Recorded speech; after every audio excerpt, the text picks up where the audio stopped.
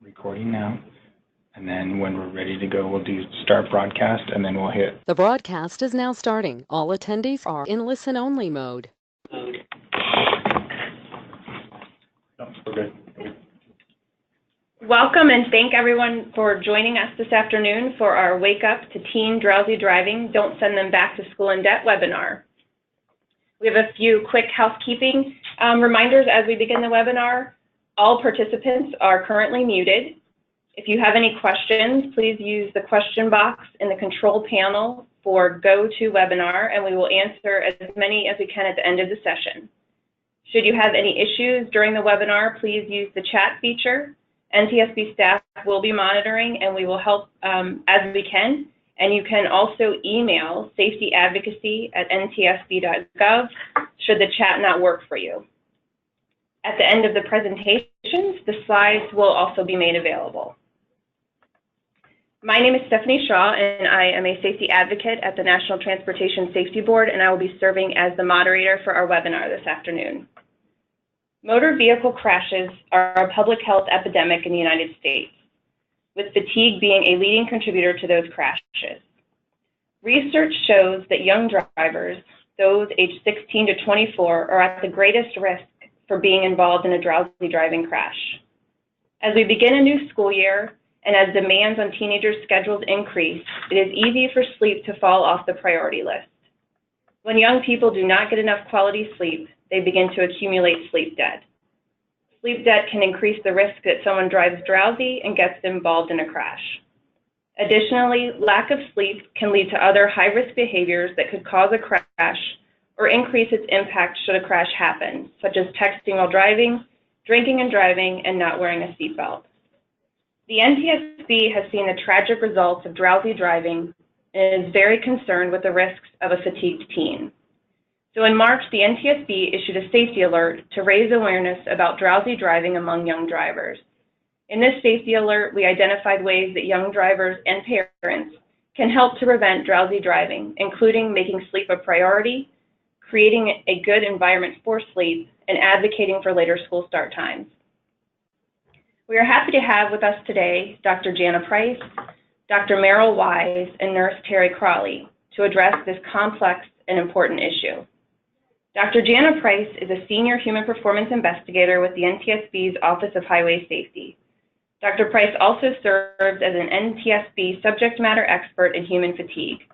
She has advocated the fatigue issue area on the NTSB Most Wanted list for several years, developed a methodology for documenting operator fatigue in transportation accidents, and co-developed an NTSB Training Center course on investigating fatigue factors. Dr. Merrill S is a neurologist specializing in pediatric and adult sleep medicine at the Methodist Healthcare Sleep Disorders Center in Memphis, Tennessee. He served 6 years on the American Academy of Sleep Medicine Board of Directors, and he is a co-author of the AASM position statement on high school start times, as well as numerous other position statements and practice guidelines in sleep medicine. Nurse Terry Cralle is a certified clinical sleep educator. Ms. Cralle is an author, educator, advisor, and consultant on sleep health and wellness. Ms. Cralle also serves on the board of directors of the Start School Later Coalition and the American Sleep Association. We will begin the webinar with Dr. Price, followed by Ms. Cralle, and then Dr. Wise. Following their presentations, we will have time for questions. Again, to submit a question, please use the question box located in the control panel.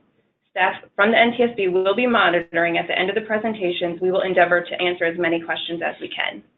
I'll now turn it over to Dr. Price.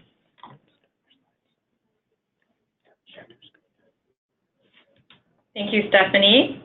And I'm so glad to be here presenting in this webinar today, along with Ms. Cralle and Dr. Wise.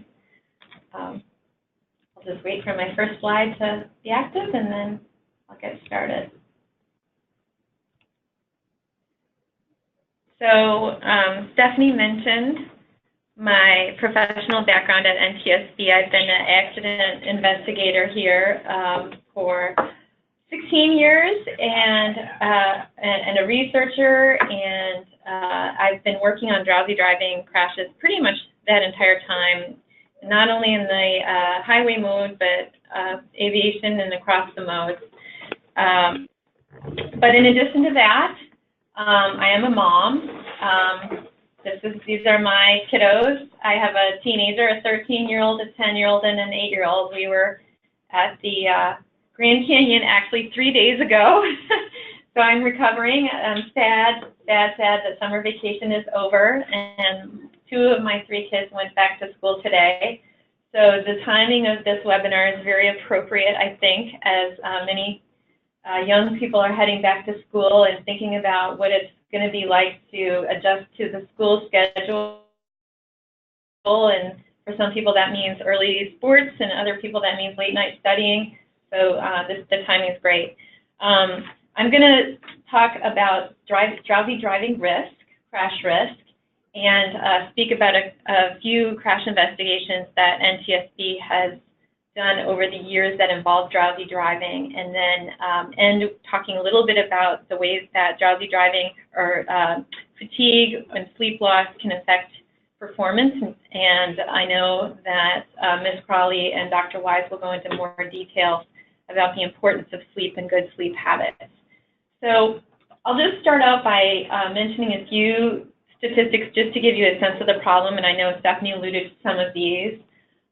We know from a AAA Foundation study that was conducted just a few years ago that approximately 1 in 5 fatal crashes on our roads involve a drowsy driver. And we also know that drivers ages 16 to 24 are at the greatest risk of drowsy driving crashes. Survey research shows that young people are more likely to report being drowsy and more likely to report drowsy driving. And it's not just, people might think, well, being tired means you pull an all-nighter and you're up all night long. And certainly that, staying up very late for one 24-hour period is very dangerous. And we refer to that as acute sleep loss. But even just getting a little bit less sleep than you should be every night is associated with drowsy driving crashes and other negative outcomes. So, for example, another study has shown that high schoolers who slept less than 7 hours per night were more likely to text while driving, more likely to drive after drinking alcohol, and less likely to wear seatbelts. So I think the 2 things I want to point out on this slide are, number one, it's not just about pulling an all-nighter, that it can be about having a little bit less sleep and how that builds up over time. As Stephanie referred to, that's what we refer to as a sleep debt. So a sleep debt, if you lose 1 or 2 hours per night, over time that builds up to the point where it's almost like not having sleep for a full night. But you can pay it back, and that's the good news in the story. And the other thing that I really wanted to be a takeaway of this slide is that it's not just crashing that changes when you don't get enough sleep, it's other risky teen behaviors as well. So I'm going to talk about a few investigations that we've conducted over the years, 2 of which involved drowsy teen drivers, and then another one that involved a bus. So the first one I want to talk about happened in Annapolis, Maryland on August 10th, 2008. So this was a multi-vehicle accident and failure of a bridge retention system on the Chesapeake Bay near Annapolis, Maryland. The driver, you can see in about the middle lower part of your screen, there is a Camaro there. The driver of that Camaro was an 18-year-old woman. She had attended her mother's wedding in Millington, Maryland. Following the event, she and her 21-year-old cousin, who was visiting from California, traveled from Millington to Baltimore to go to a nightclub. When the club closed at 2 a.m., the 2 women headed east to return to Millington along the Chesapeake Bay Bridge. And in fact, this is usually 2 lanes, or 1 lane going in, 2 lanes going in one direction, but they had closed the west side, and they had 2-way traffic on this portion of the bridge. After traveling approximately 33 miles, the passenger car was in the eastbound lane on the southern span of the Chesapeake Bay Bridge. and as it approached the 36.1 mile mark, it drifted to the left and entered the westbound lane.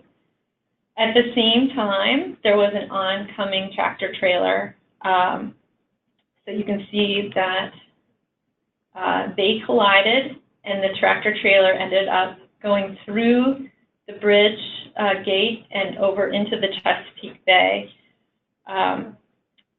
So the Camaro rotated from the truck, came to rest across the parapet, and impacted it, and then went over the edge. And so what you can see here is after they fished it out, that's showing the approximate collision of how those two vehicles came together based on the reconstruction.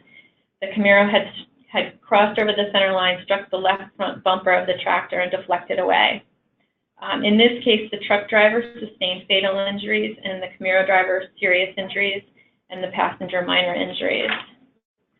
So I've got some quotes from the interview with the driver. She had, of course, in preparation for her mother's wedding, she said, "I'd been up late the past few days, so by the time we got to the tolls on the bay, I felt extremely tired but didn't have anywhere to pull over. I dozed off for a moment and the crash occurred." So it's obviously very tragic, and it's obvious that a few poor decisions were made that day, but I think that one thing that people don't appreciate the risk of is that she's been up late for the wedding planning. She had that one late night and then that time of day when they came back. The passenger was also interviewed. She said the passenger said she had had alcohol at the reception but couldn't remember if the driver had been drinking at the club, and the passenger had been asleep at the time of the crash in the passenger seat. The next crash I want to mention took place much more recently. It took place last March, March 20th, 2016 at about 1:57 p.m., so in the afternoon this time. A 2013 Hyundai Elantra passenger car occupied by an 18-year-old driver and 3 passengers, ranging in age from 17 to 19, was traveling northbound in the left lane of Highway 77 in Robstown, Texas. Again, in this case, the Hyundai drifted left toward the center median and entered the edge of the median. That included a left turn lane. So you can see I have a red box there. It's kind of showing the general area. Upon entering the median, the driver attempted to steer the vehicle back to the northbound lanes, but ultimately lost control of the vehicle. The Hyundai crossed the center median and entered onto the southbound traffic lanes where it collided with a 2009 Freightliner tractor trailer in combination with a flatbed semi-trailer. As a result of the crash, the driver of the Hyundai was seriously injured and the 3 passengers died. So what we were able to learn about this particular crash, this was a spring break trip. These young women had gone from Houston to a weekend trip in South Padre Island. There was no evidence that the driver was impaired by drugs or alcohol or that she was distracted at the time of the crash. What we did find was that in the 24 hours prior to the crash, she had only had a short window of opportunity for sleep between about 5:15 and 10 a.m. in the morning. So the girls had gone out all night, spring break, right? And come back. They had just a brief opportunity for sleep. So what I think is kind of interesting about this is I think, for example, sometimes teens know you shouldn't drink and drive. They know you shouldn't take drugs and drive. And they might even say, well, I'm the person who hasn't been drinking, so I should be the driver, without thinking about the fact that if you were up all night partying with your friends, even if you weren't drinking and driving, you've added another risk, which is the sleep deprivation. And so it makes me very sad to think that these teens who may have believed that they were doing the right thing by having the driver who hadn't been drinking that evening take the wheel, still, of course, ended in tragedy. So, and in this case, the crash occurred at a time of day that isn't the early morning hours that we saw in the other crash. But as you may have experienced, there is a secondary lag in alertness in the afternoon hours some people call it a post-lunch dip, that can be a time of extra sleepiness, and especially if you haven't had enough sleep. So in this case, we don't know if this young woman had the slightly less than 5 hours of sleep. We simply know that that was an opportunity for her, but we do know that even with just under 5 hours of sleep, you can still be at risk of a crash, and it's not just something that can be at risk after not having sleep all night. So the last crash I want to talk about before I wrap up is one that took place in Doswell, Virginia in 2011. And I won't go into as much detail about this one. This was actually not a teen driver or a young driver, but it happened in the early morning hours, 4:55 a.m. There were 4 of the bus passengers passed away and 50 were injured. It was a similar case. We had a driver that had sleep deprivation and poor sleep quality, and of course was driving at a time of day when most people are asleep, drifted off the road, struck a barrier, overcorrected, and rolled. And one of the reasons I wanted to put this up there, and this is the kind of crash that we see just really too often here at NTSB, these type of crashes where buses are traveling overnight. And I wanted to make this, make the listeners aware of this crash, because I know a lot of times, and I see this even in my kids' own school district, they'll do field trips, and the band trip or the sports trip is going for a trip or a field trip, and they want to save some money, so they drive overnight so that they don't have to have a hotel room. And I guess one of my messages, I just want everyone who's out there listening and seeing this to think about that, to think about, maybe it is more important to spring for that extra hotel night for the field trip rather than hiring a driver who may not have gotten enough sleep, who, even for somebody who is getting great sleep, it's not easy to stay awake all through the night driving. So something to think about when you're planning for trips. So I just want to wrap up by talking about drowsiness and performance and what we know it does to us. So we know that it can impair your decision making, that it can lead to cognitive tunneling. So you may have heard of tunnel vision. Cognitive tunneling is the idea when you can get fixated on a topic and not notice other things that are in your environment that are telling you that you should be doing something else. So, you might get fixated on trying to get to a destination and not recognize that there are things in your environment that are becoming more and more dangerous. At the extreme, lack of sleep can lead to unresponsiveness or delayed responses, not noticing things in your environment that you need to respond to. And then at the far extreme are microsleeps. So what are microsleeps? Microsleeps, we've all experienced them, right? You're bored in class, and you feel your eyes start to droop, and then finally your head does a little nod, and there you've had one. So microsleeps, when you're in class, you might miss a few words of what the teacher said, but when you're in a car, it can make a big difference. So I like to talk about a study that was done. There was a driving simulator study done, and these microsleeps, these involuntary sleep attacks, they would have them sit there and they would ask them every 2 minutes, what is the likelihood that you are going to have a microsleep in the next 2 minutes? And they would ask these people, predict, do you think you're going to fall asleep in the next 2 minutes or not?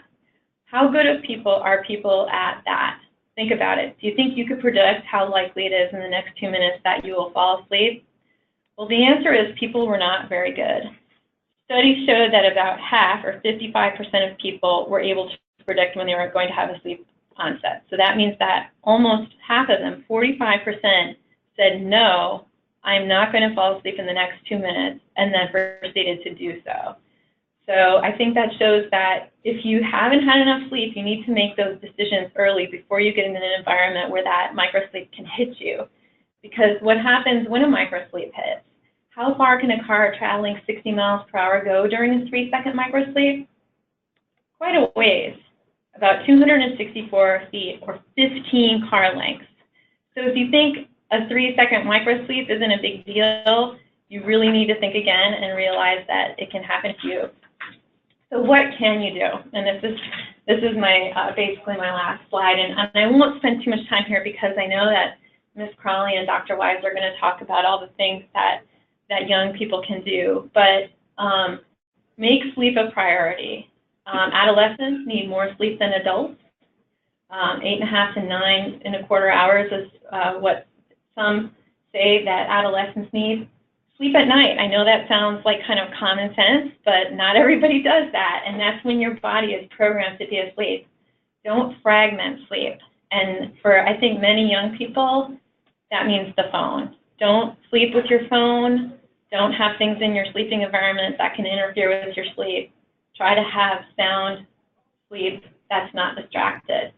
Avoid drugs that affect sleep or wakefulness, and there's a lot of them out there. I think the one that teens might be most susceptible to is caffeine. If you take a lot of caffeine around bedtime, it's going to be very hard for you to get enough sleep. Avoid driving when sleep normally occurs. That's the middle of the night. And parents in schools set a good example. That means if you're a parent, model good sleep behavior. Don't allow electronics in the room. And if you're at a school, you should think about school start times. And I won't dwell too much on that because I know that Ms. Cralle is going to talk about that as well. So my parting thought is to charge your battery. My daughter, as I showed you in my introductory picture, my 13-year-old always works very hard to make sure that her cell phone battery is charged up. She'll take any opportunity she can to plug it into a wall to make sure that she's got a great charge for whatever she needs to do. And so my message to you is treat your brain as well as you would treat your phone. Make sure you're charging that up so that you will have the energy that it takes. And you know what? We don't always have a full charge, right? And so what do you do when you don't have a full charge? You start shutting things down, right? You start prioritizing what you need to do. So if you are sleep deprived, and I know once in a while we all do get that way, you need to think about prioritizing and doing things that are safer instead of putting yourself in positions that you'll be driving or doing other unsafe behaviors. So with that, I will turn it over to Ms. Cralle. Thank you, Dr. Price. That was an excellent presentation, and it really shows you how tragic these accidents can be and how we really have to respect our need for sleep. And this is a message that's very near and dear to my heart, as I am on the board of directors for Start School Later. And I have been in sleep medicine for 20 years, and I have worked with a wide range of patients, children to adults. So I think this is a relevant topic, and I applaud the NTSB for helping to get this message out, because it is a message that can mean life or death.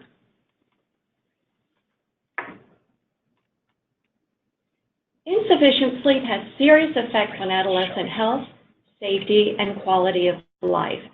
And why are adolescents, why is it so important at this age? Well, it's because adolescents are going through a very rapid time in their lives where their physical, intellectual, and emotional development is just going at a rapid pace.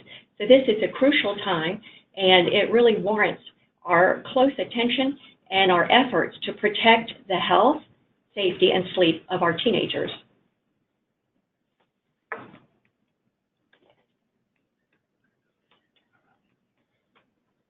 Okay. Okay, the optimal amount of sleep for adolescents is approximately 9.25 hours nightly. And this is an important number because we need to stay in that range. Teens should stay in that range consistently. If they don't, they will accrue a sleep debt. And we'll go into that later, why that's a dangerous situation. But we really can't let that happen. And what we need to do is, really we have to look after their physical, psychological health and well-being, because adequate sleep affects every single aspect of functioning, not just for teenagers, but for small children and for adults. Okay, what we've got is, our slides are jumping around. We have inadequate sleep is a huge problem. And what we're finding out is sleep affects every single aspect of functioning for people of all ages. But over time, if we don't address sleep and pay attention to sleep, we are going to have some long-term poor outcomes in terms of health, well-being, and quality of life.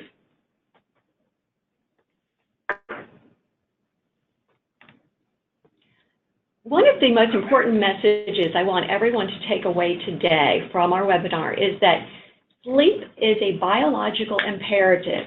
It is not a luxury. It is a medical necessity and has to be treated as such.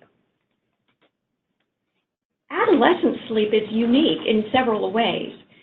What happens when you hit puberty is that you become phase delayed. You tend to get tired later at night, say around 11 p.m., and sleep later. You're more sensitive to light. Your melatonin production shifts. You start producing it later in the evening. And again, your daily sleep requirement is in the 9-hour range. So what does sleep impact? Well, the easy answer to that is it impacts everything, and I mean everything. There's a long list here. You'll have a copy of these slides, but everything from our weight to our judgment, problem solving, our relationships depend on adequate sleep. How we control our emotions, how our reaction times, our coordination, impulsivity, simply everything is affected. And that's why we have to really respect our need for sleep and get the sleep we need on a consistent basis, because it's that important. There's an interesting analogy that I make when I talk to people about sleep, and it's about alcohol. A lot of people are familiar with how alcohol impairs our functioning. It impairs how we think, it impairs how we walk and talk, pretty much everything. But going without sleep affects us similarly. When people have been awake, say 17 hours or more, their performance is equivalent to someone that has a blood alcohol content level of 0.05%. Now, in most states, I think it's 0.08% is the legal limit. So that's how much we're affected. And here's a scary thought here on this slide that we have to keep in mind. When our performance degrades with sleep deprivation, we tend not to see it. It's funny, we'll ask a tired person how they're doing, and they'll say, I'm doing just fine. And that's the tricky thing. It's affecting your prefrontal cortex, and our judgment about how we're doing and how sleepy we are or aren't is affected. So that's when it becomes tricky, when we think we're okay to drive and we're not. A lot of people that have had too much alcohol recognize in themselves and others some of the warning signs. I'm slurring my words, I'm stumbling, I'm not ready, I can't drive. People that are sleepy are often the ones who will say, I'm fine, I'm absolutely fine to drive. And they're absolutely not fine to drive. So that's the scary thing we have to pay attention to.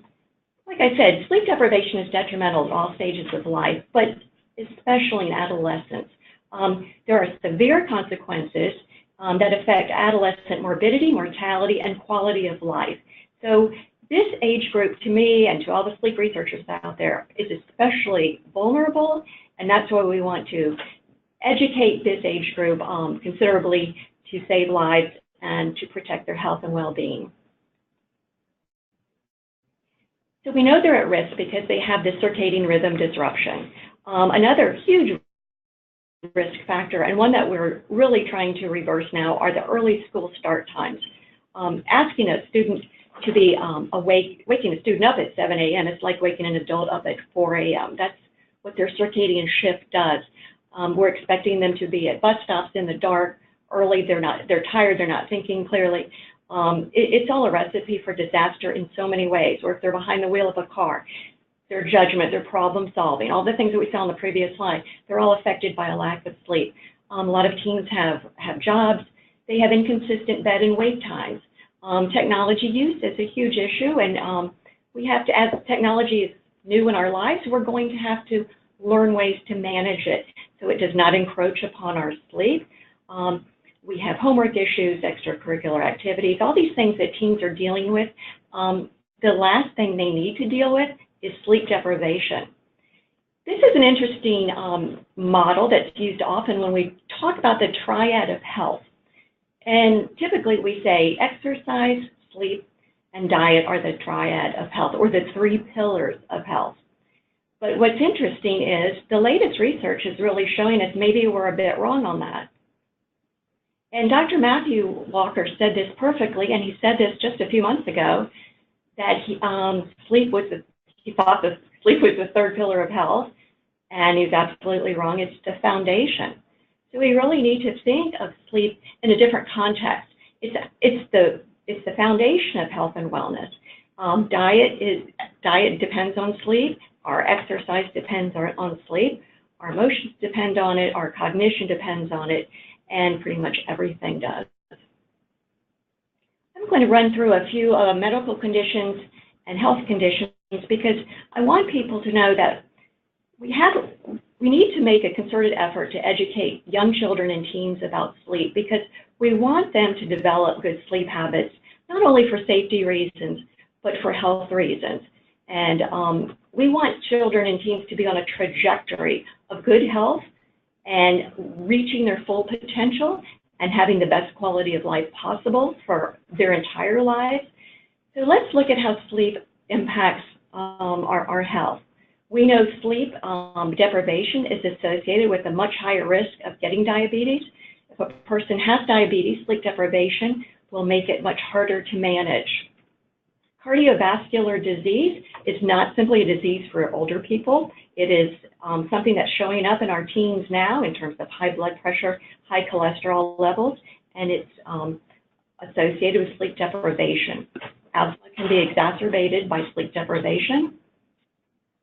And our immune systems rely heavily on sufficient sleep, and again, on a consistent basis. During the night, sleep has so many functions. And optimizing our immune system is one of the many functions, and it's just imperative that we protect our sleep and our immune systems. We know now that sleep deprivation is associated with cancer and a lot of other things that we want to avoid. Epilepsy can be exacerbated by a lack of sleep.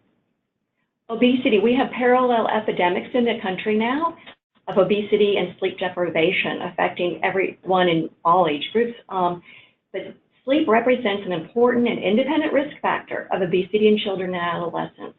And we have to keep that in mind when we think about long-term health problems.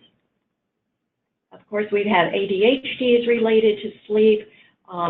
We know people that have symptoms of ADHD can be sleep deprived. We know some of the medications to treat ADHD can interfere with sleep, so we need to look at that with our pediatricians and our sleep specialists closely. Mood is an important problem with sleep deprivation in teenagers, and I will say that a lot of the things that our society attributes to teenage angst, and sort of, oh my gosh, these teenagers are driving us crazy and their behavior is this and that, a lot of that is actually sleep deprivation, and we have to really pay attention to our teenagers' moods and not write it off as this is a teen thing. Let's look at it from a health perspective and a well-being perspective. It's a sleep thing. So let's make sure our teens are getting the sleep they need to be in the best mood possible. Stress, bidirectional relationship between sleep and stress. We know the teenage years are stressful, but we have to make sure our teens are getting sleep to mitigate that stress. The more sleep they get, the more well-rested they are, the better they are able to handle stress. Mental illness is the same situation. There may be a bidirectional relationship between lack of sleep and mental illness, mental health problems. So again, another reason to make this a top priority. Violence, there have been studies showing that students with insufficient sleep had higher odds of engaging in school violence-related behaviors. This is a cautionary tale, and we need to look at this. Of course, depression, positive correlation between sadness and daytime drowsiness. And of course, suicide, this is the statistics on this are beyond frightening, but we have got to look at the sleep in totality as well as take it down. we're talking 1 hour of sleep, less than a 1 hour of sleep. You know, these make a difference, and they have to, what we want is a full amount of sleep every single night, so sleep debt is not accrued. Stimulants, we have a higher propensity for abuse, of course, and having too much caffeine, Red Bull drinks during the day, things like that. We really have to look at this, because then, of course, at night it's harder to go to sleep. Addiction, same thing. There's a causal relationship that points to lack of sleep to drug addiction rather than the other way around. Alcohol abuse, obviously there's a dangerous synergy. If someone's tired and they have alcohol on top of that, the effects are compounded and incredibly dangerous behind the wheel. If people have alcohol and they're not legally intoxicated, but if they're sleep deprived, they will perform like they're legally intoxicated. When I think of teens and all the things they have to deal with in the best of situations, I think of sleep, because a sleep researcher has said sleep is Kevlar for the mind. And I think if we look at sleep as something that protects us in so many ways, protects our health, our emotional well-being, our cognition, then we will respect and prioritize it more.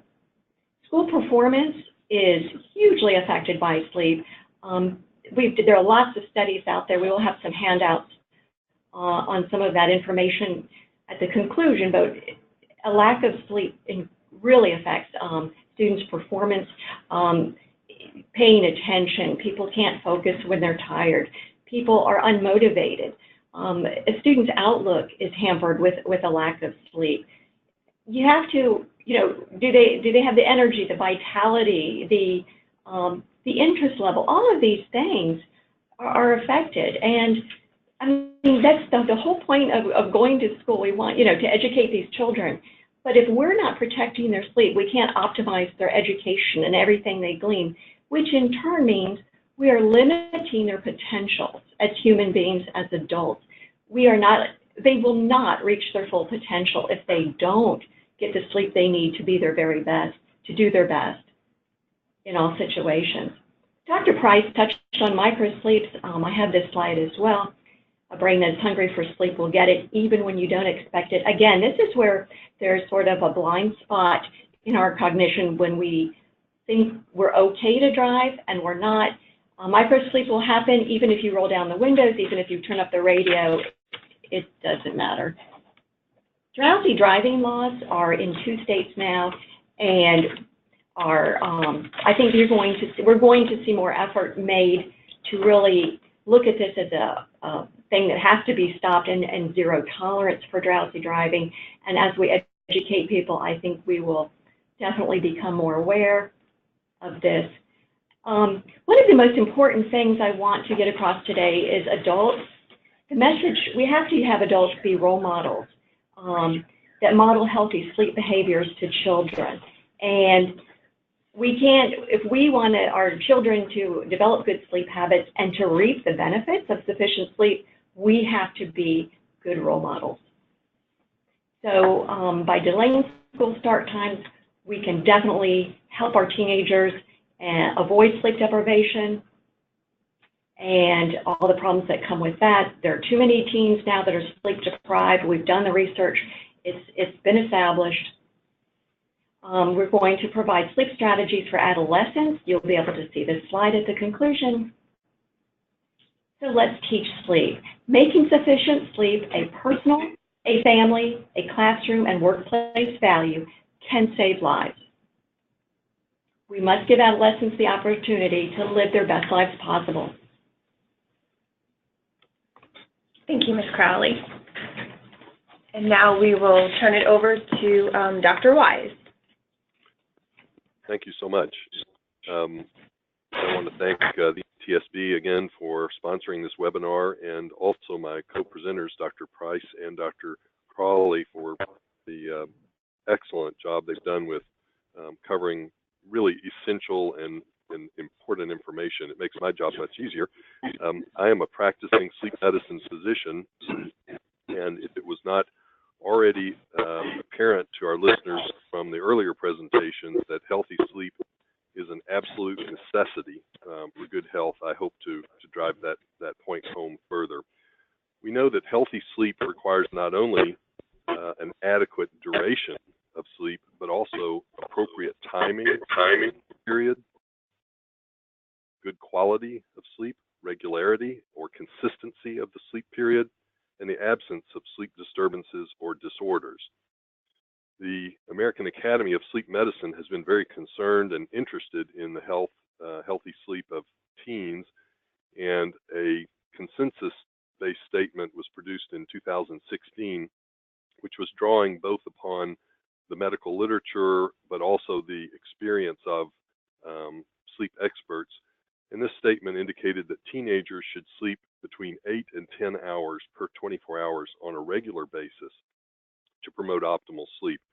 And the recommendation does recognize a bit of a range. There can be genetic and other variables that affect how much sleep is required for optimal performance the next day. But it's certainly at least 8 hours and probably closer to 9 to 10 hours for our teenagers. The sleep changes that occur during adolescence are driven by hormonal changes associated with puberty and social and environmental changes as well. And these result in a phase shift or a phase delay so that our adolescents simply do not feel sleepy at 8 or 9 or often 10 or even 11 p.m. sometimes. And they prefer to fall asleep later and to awaken later. And so as a result, early middle school and high school start times essentially are curtailing sleep. And this, of course, is a very significant issue that has already been discussed. The Academy of Sleep Medicine generated a position statement in 2017 that highlighted the need for middle and high school start times to be no earlier than 8:30. In other words, 8:30 a.m. or later. And the rationale for this is very clear. We want to provide an adequate opportunity for sleep to support optimal alertness at a key time of the day when children simply must be alert in order to learn and to engage in the learning process, to reduce tardiness and absenteeism, to improve and support adolescent mental health, and to support safe driving in our young adolescent drivers. And so this position statement highlights many of the same things that we're discussing today. I'd like to present a case that is really not an unusual case for me at all. I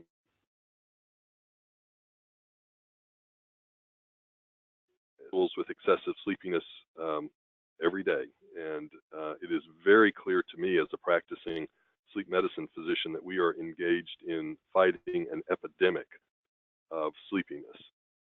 Much of it is related to sleep deprivation, but there can be a number of other factors at play as well. So I'd like to present the case of Chris, a 17-year-old boy whose parents brought him for a sleep evaluation after he struck the mailbox while backing out of the driveway on his way to school. His parents report that he seems to be in a fog for the first hour or two after awakening. He has a 2-year history of difficulty falling asleep and difficulty awakening on time, and the parents report that the period of time when they're trying to awaken Chris is the worst hour of their day. It's extremely frustrating to everyone to try to get him awake and functional. He's struggling with excessive sleepiness, and he acknowledges that he would prefer to be a night owl. In other words, staying up late, waking up later. Chris attends school from 7 a.m. until 2 p.m., and then he works a part-time job from 3 p.m. until 9 p.m. several days per week. He then returns home, he does homework, and then he unwinds by doing the things that most teenagers do. He plays video games or watches shows on his laptop. He aims for a bedtime of 11 p.m., but he, in truth, is often not asleep until midnight or 1 a.m. And then his day starts over again with a rise time of 6 a.m., and again, this is extremely difficult for him to get going in the morning. He admits to lying awake in bed with racing thoughts. In other words, he can't turn his mind off. He's worrying more than others. He sometimes thinks about school and other issues. He sometimes feels overwhelmed.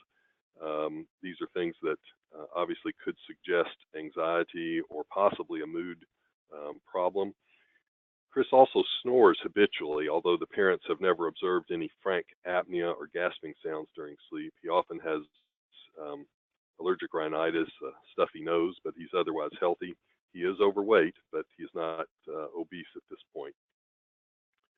So as part of my evaluation, after completing a good history and physical exam, I did recommend an overnight sleep study for Chris, primarily to evaluate his breathing during sleep. I did not need a sleep study to know that he has a delayed sleep phase. That is something we can determine from the history. But from Chris's sleep study, we learned that he had a mild degree of obstructive sleep apnea, which is a recurrent blockage of the upper airway, even though the individual is trying to breathe.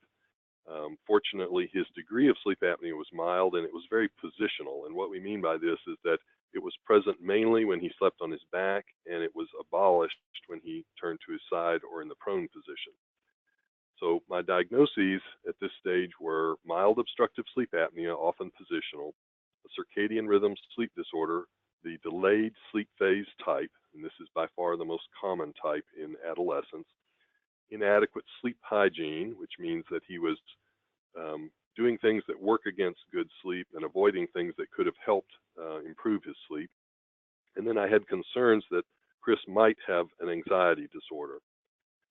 So my management included having Chris sleep with elevation of his head and trunk on a wedge pillow or extra pillows and working on weight loss and taking steps to ensure that his nasal airway is as clear as possible.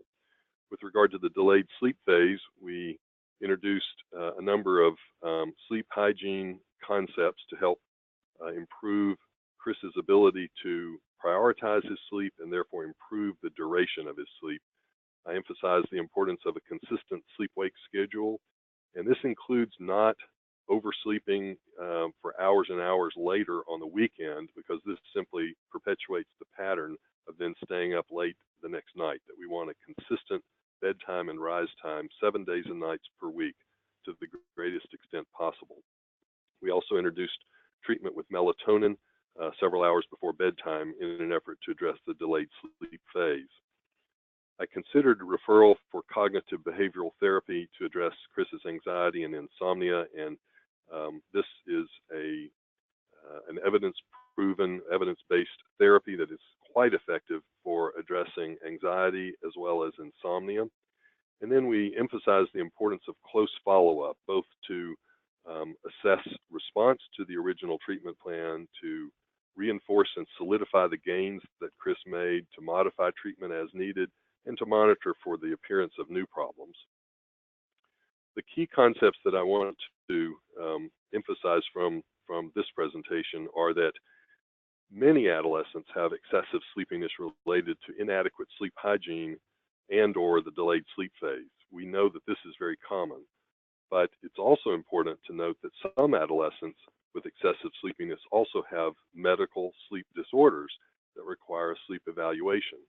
And the common sleep disorders that we think about include obstructive sleep apnea, restless leg syndrome, which clearly can occur in children and adolescents as well as adults, insomnia, which can occur with or without mental health issues such as anxiety or depression, and even narcolepsy. So these are sleep disorders that can present and often do present with excessive daytime sleepiness. Effective intervention requires a tailored or an individualized and targeted approach. In other words, we don't use a one-size-fits-all approach. We want to target the therapy for the teenager's actual problems. We emphasize education and motivational techniques to help the adolescent prioritize sleep and sleep hygiene. Sleep hygiene, again, means doing things that promote good sleep. We realize, especially with adolescent patients, that there's a very careful and at times delicate balance between empowering the adolescent to self-manage while also maintaining parental involvement and monitoring. And then finally, we want close follow-up to ensure improvement and to identify any new problems or barriers. Sleep may change across the lifespan, and as time goes on, there may be new issues. In closing, I'd like to mention that the American Academy of Sleep Medicine is involved in a number of projects that help support healthy sleep. If you go to the AASM website, or you can go directly to projecthealthysleep.org, you'll find a number of very helpful resources that can really be of help to teens themselves, parents, teachers, or any other individual who may be involved or affected with teen sleep. There's a bedtime calculator, there's a template letter that can be used to communicate with the local school board to request later school start times, and many other resources. And then finally, I think if I wanted to emphasize one final concept, it would be that sleep really is at the crossroads of every aspect of health. And it's been said that if we are not a healthy sleeper, we are not healthy. And I think nowhere is that more true than in our teenage population. And I'd like to thank the organizers again for the opportunity to speak. Thank you. Thank you, Dr. Wise.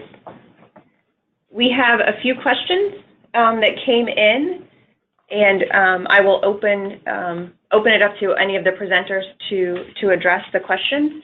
One question is about napping during the day, the effectiveness, what is a good recommendation for napping. Dr. Wise, if you want to take that question. Sure, and I'm assuming that this means with respect to the teenage population. Of course, it's normal for young children to nap, and that's an age-appropriate activity. But in the teenage population, the need for habitual napping is a red flag. That indicates that the individual either is not obtaining an adequate amount of sleep, or that they may have a sleep disorder.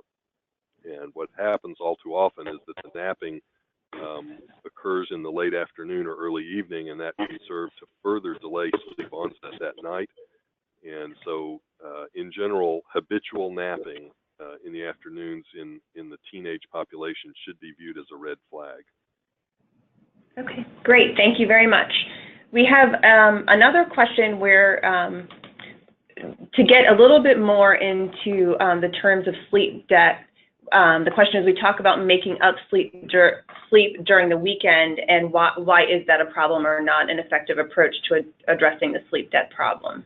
Jana? Well, Dr. Wise might also have something to say about this, and I think that certainly if you have a sleep debt, then you should sleep more in order to get back on track. So if you've had a night when you haven't had enough sleep, getting some extra sleep can be helpful. I think what you need to worry a little bit about is what Dr. Wise alluded to, is that you can get into a dangerous cycle if you sleep much later on weekends than you do during the week.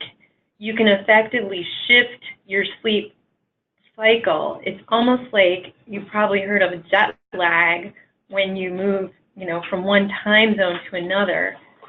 If you shift your sleep-wake schedules between the weekdays and the weekend, it's almost the same as having jet lag, or sometimes we call it social jet lag. So I think there's kind of a balance. If you are sleep deprived, it's good to catch up, but it's not good to have a pattern where you sleep deprive 5 days a week and then try to pay it all off every weekend. Dr. Wise, did you want to add anything to that, or Ms. Cralle? Not much. I agree with that. Individuals who are habitually trying to make up lost sleep on the weekend are almost uniformly sleep deprived. And I think the key message also, though, is that if an individual is very sleepy and is about to drive, I would much prefer them to take a nap before driving. But that should be on a rare basis. They really should follow a consistent sleep-wake schedule so that the nap is not necessary to begin with. Great. We have a few minutes left, and I wanted to give our presenters an opportunity to offer one final thought, a takeaway that they hope that our listeners and participants got from what they shared with us today. So, Dr. Price, I'll start with you. Okay. Well, I just want to thank everybody, the organizers and everyone again. I think from my perspective as a crash investigator, it's just something that I think, nobody goes out on the road anticipating that they're going to have a crash. Everyone is always doing their best, but what we know about being sleep deprived and what we know about fatigue is that it is insidious and it can sneak up on you. So the best thing that we can do is to plan to have good sleep habits all of the time. And if you can't do that, if you know your battery is running low, then you need to think about changing the tasks that are in front of you. If that means calling somebody to pick you up from a party, if it means trying to arrange to have a different way of getting to an early morning sports practice. There are two ways that you can handle this problem. You can sleep more, and if you can't sleep more, which is critical for everything, then you should look for ways to reduce the risk associated with what you're doing. So thanks very much. Ms. Cralle? Thanks, Dr. Price. My message today is start the dialogue. Every healthcare provider visit, you should bring up sleep and talk about sleep. It's a vital sign, and we consider it that important. Talk to your teachers about sleep, your parents, your need for sleep, and how you're doing if you're falling asleep during class and things like that. Let's just get the dialogue going. Let's respect sleep, prioritize it, and really bring it to the forefront of our social conscious and our everyday lives so we can all live healthier and safer lives. Great. Dr. Wise? I would echo what Ms. Cralle is saying, that sleep and sleep health is a shared responsibility. When I'm seeing a patient who's a teenager, for example, in the sleep clinic, the patient in front of me is one responsibility that I have, but I also have a responsibility to the general public. And I'm responsible for ensuring that I do the best I can to help educate and treat a sleep disorder in the individual who's before me. But the same is true for parents. The parent has a shared responsibility for modeling appropriate healthy behaviors and helping monitor their adolescent. Educators have a responsibility for ensuring that our school schedules are reasonable and promote alertness when adolescents drive and when they attend school. And I think our legislators and our elected officials have a responsibility. So I would just echo that sleep health is a shared responsibility across our entire society. Great, thank you very much.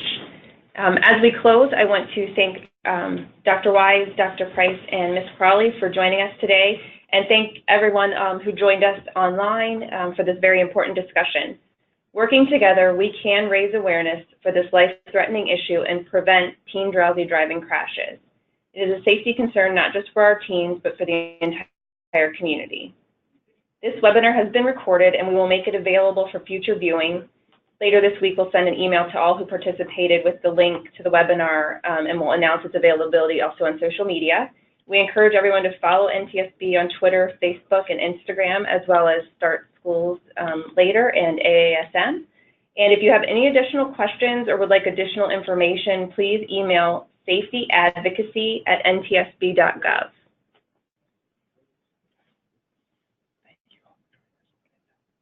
Thank you all for joining us, and that ends our webinar.